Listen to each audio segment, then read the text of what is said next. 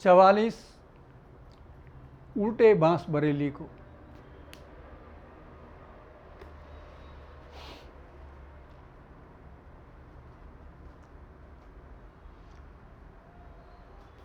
बंधुओं, राम जी की शोध यात्रा में सब तरह के अनुभव आए हैं।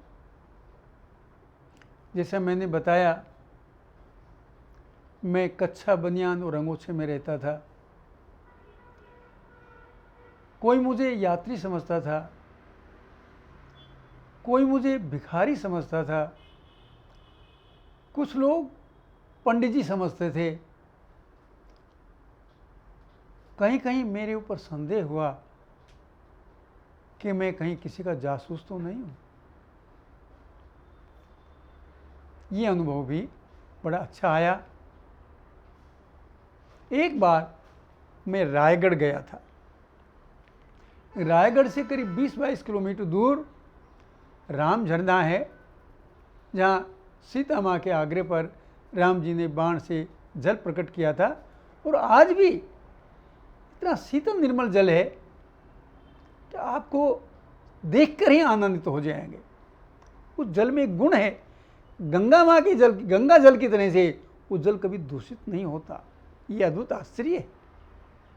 गंगा जी के बारे में कहते हैं वहाँ जड़ी बूटियों से आते हैं, वहाँ उसमें ऐसे कीटाणु है जो दूसरे कीटाणु खा जाते हैं। अरे भाई, उसका भी तो जाके कोई देखे, जांच करे। मैं उसका दर्शन करना चाह रहा था, लेकिन मुझे देर हो गई। एक तो देर हो गई, दूसरा बस वाले ने मुझे थोड़ा दूर जाके उतारा, आगे उतारा। अब मैं परेशान कि कैसे जाऊंगा। मैं वापस आया तो एक मोटरसाइकिल वाले की कृपा से मैं राम झरना गया। राम झरना ये वन विभाग के अधीन है और वहाँ टिकट लेकर अंदर जाना पड़ता है।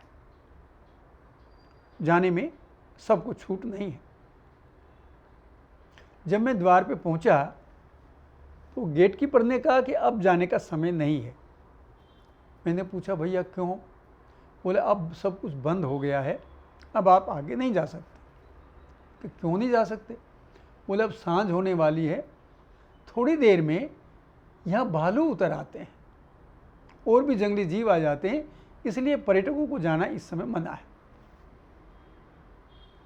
मैंने आग्रह किया कि भैया मुझे जाने दो किसी तरह से। खैर वो मेरी बात मान गए और मैं अपना 8-10 किलो का वजन का थैला था लेकर मैं दौड़ा। थोड़ी सी चढ़ाई है, करीब 1-1.5 किलोमीटर का मार्ग था। मैं दौड़ता दौड़ता वहाँ गया। मैंने वहाँ का फ़ोटो लिया, जो कुछ मैं मालूम कर सकता था।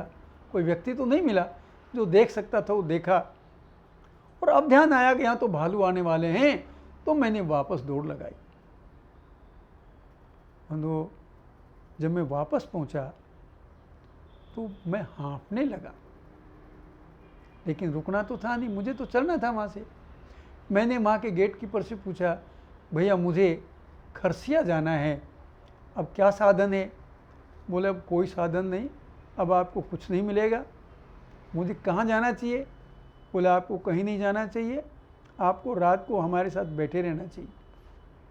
इससे आगे जंगल में निकलना भी ठीक नहीं है। अब मैं पशुपेश में कि अब मैं करूं तो क्या करूं?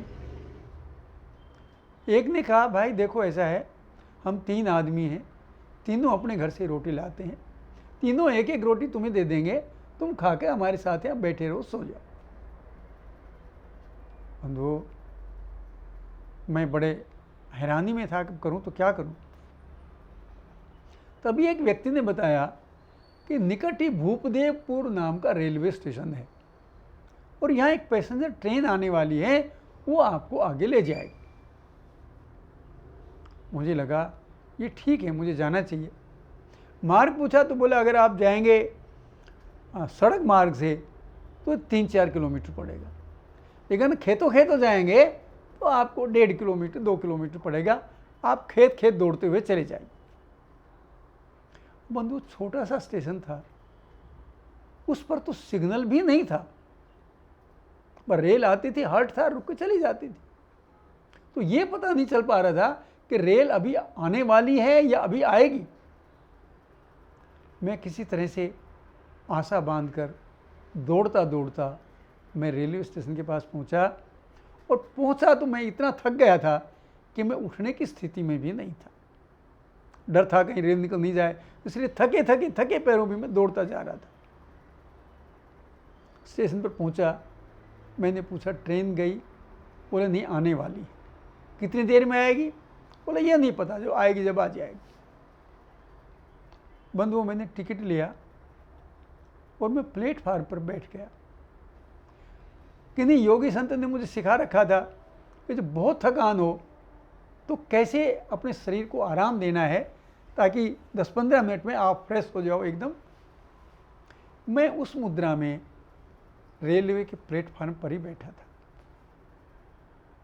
मेरी वेशभूषा देख के कुछ युवा मेरे पास आए और आके बोले, बाबा कहाँ जाओगे? मैंने कहा भैया मैं खरसिया जाऊंगा। खरसिया से आगे कहाँ जाओगे? शिवरी नारायण जाऊंगा। कहाँ से आए हो? उनका बातचीत करने का ढंग मुझे अच्छा नहीं लगा। मुझे लगा जैसे आवारा लड़के हों और कहीं मेरा सामान सुमान नहीं छीन लें, क्योंकि वहाँ कोई व्यवस्था नहीं थी, कोई यात्री भी ज़्यादा नहीं थे, और वो 7-8 थे, घेरा सा बना के खड़े थे। उनकी पूछताछ मुझे अच्छी नहीं लगी तो मैंने उनको टाल दिया। कहाँ से आए हो? अयोध्या से। अयोध्या की तुम्हारी भाषा नहीं है, ये इतनी सारी बातें पूछी। मैंने उनको बात करना उचित नहीं समझा। मैंने कहा जाओ भाई, मैं आराम कर रहा हूँ, छोड़ दो मुझे। बंधुओं, संयोग से वो लोग पुलिस मित्र थे और उन्होंने भूपदेवपुर की जो पुलिस चौकी है वहाँ जाकर शिकायत कर दी कि प्लेटफार्म पर एक संदेशपद व्यक्ति बैठा है। मैं तो अर्ध निद्रा में बैठा था। मेरी आंख खुली तो एक एएसआई मेरे पेट में डंडा घुसा रहा था, तब मेरी आंख खुली। मैंने आंख खोलकर देखा। मैंने पूछा क्या है? उसने कहा हाथ ऊपर कर लो, हिलना मत। अरे मैं कोई चोर हूं, डकैत हूं, मैं कोई अपराधी हूं? बोला कहा ना हाथ ऊपर कर लो, नहीं गोली मार दूंगा। अब मैं अचानक ऐसी परिस्थिति में सोते उठो और ये हालत तो दिक्कत होती है। मैंने कहा क्या बात है? मैंने हाथ ऊपर किए। कौन हो, कहाँ से आए हो, और इस थैले को दूर उठा के रख दो। मेरा थैला मेरे से दूर हटा के रख दिया गया। मेरी तलाशी ली गई। तलाशी में कुछ नहीं मिला। पता पूछा, मैंने सब बताया, लेकिन उनको विश्वास नहीं हुआ। जब मैंने अपने आयकर विभाग का परिचय पत्र दिया तो वो और सशंकित हो गया। उन्हें लगता है षड्यंत्र कुछ गहरा है जो डुप्लीकेट कागज भी बनवा रखे हैं। बंधुओं, परिस्थिति विकट हो गई और शोर शराबा सुनकर आस पड़ोस के लोग भी इकट्ठा होने लगे और एक तरह से ये अफवाह फैल गई कि कोई पाकिस्तानी जासूस पकड़ा गया है। अब तो पुलिस वालों को दिक्कत हुई, मेरी सुरक्षा कैसे हो। वो तत्काल मुझे ले जाना चाहते थे, लेकिन इससे पहले उनको मेरा थैला देखना था कि इसमें कोई हथियार या आपत्तिजनक चीज़ तो नहीं है। मेरा सामान प्लेटफार्म पर बखेर दिया और इधर उधर के लोग आके मेरे सामान को देख रहे थे क्या है। कोई मेरा लंगोट छू रहा था, कोई मेरी लुंगी उठा रहा था, कोई मेरा कच्छा देख रहा था, कोई मेरी डायरी देख रहा था। मैंने पुलिस से कहा ये क्या व्यवहार है, ये लोग मेरे सामान छेड़ रहे हैं और कोई ले गया तो, चोरी हो गया तो। उन्होंने भीड़ को दूर हटाया, मेरा सामान थैले में भरवाया और उन्होंने मुझे अंदर रेलवे स्टेशन कर अंदर ले गए। वहाँ उन्होंने मेरा कैमरा देखा। बोला ये तो, मैंने कहा कि लोडेड कैमरा है, इसमें फ़ोटो है, अगर बिगड़ गई तो बहुत बुरा होगा। उन्होंने कैमरा छोड़ दिया और बोले देखिए हम आपको अपमानित नहीं करना चाहते, हम आपको तंग नहीं करना चाहते, आप हमसे सहयोग कीजिए। मैंने कहा जो आप अपना काम कीजिए, मैं अपना काम करता हूँ, आपकी जांच में पूरा सहयोग करूँगा। खैर बात बनती नहीं देखकर वो मुझे पुलिस चौकी ले गए। पुलिस चौकी में फिर मेरे सामान की जांच हुई, फिर मेरा आइडेंटिटी कार्ड और बाकी चीज़ें देखी गई, उनको कुछ नहीं मिला। अब तो समस्या आ गई कि अब इसका करें क्या। मैंने पूछा अब तो सब कुछ हो गया, मुझे छोड़ दीजिए। बोले नहीं छोड़ सकते, आपकी खबर एसपी साहब तक चली गई है, इसलिए जब तक उनका अनुमति नहीं मिलेगी हम आपको नहीं छोड़ेंगे। बड़ी विकट समस्या आ गई। अच्छा भाई करो जो करना है। बंधु बहुत देर तक वो बात करते रहे। फिर उस एएसआई ने बाहर एक बूढ़े से हवलदार को बुलाया और मेरे बारे में पूछताछ की। फिर मेरे पास आए कि हम तो एसपी साहब को आपकी खबर देकर तभी छोड़ सकते हैं। तो मैंने उनसे कहा रायपुर में इनकम टैक्स के चीफ कमिश्नर राजनारायण साहब हैं, आप उनको भी खबर कर दीजिए, वो किसी अधिकारी को भेज के मुझे यहाँ से छुड़वा ले जाएंगे।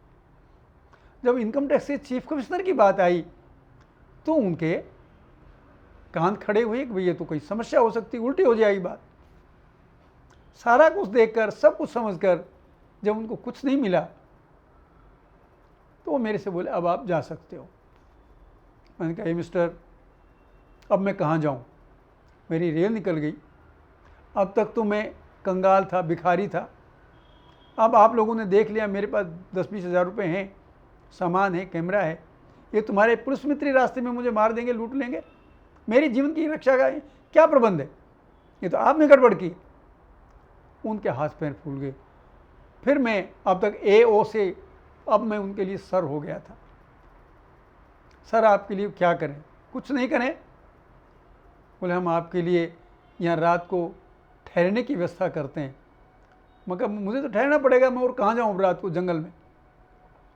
बोले आपके भोजन की व्यवस्था करते हैं, मगर मैं आपका भोजन नहीं करूँगा, आप लोगों का व्यवहार उचित नहीं रहा।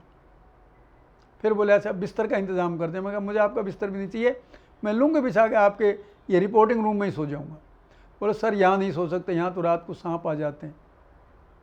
कब भगवान से प्रार्थना करूँगा कि तुम्हें सद्बुद्धि दे। अब तो वो फंस गए, मुझे कहाँ ले जाएं ये उनके लिए समस्या थी और मेरी सुरक्षा की भी समस्या थी। तब 2 पुलिस वाले बाहर सड़क पर खड़े हुए, एक जीप रोकी और उन्होंने उस जीप में मुझे बैठाया और जीप वाले से कहा साहब को खरसिया तक छोड़ देना। बंधुओं जीप जब चली तो मैंने भी राहत की सांस ली और उस पुलिस वालों ने भी राहत की सांस ली कि चलो आई भला टल गए। बंधुओं इस यात्रा में ऐसी अनेक घटनाएं घटी हैं, लेकिन अगर हृदय कमज़ोर होता तो निश्चित रूप से इस यात्रा में जो कुछ मिला वो मैं नहीं ढूंढ पाता। जय श्री राम।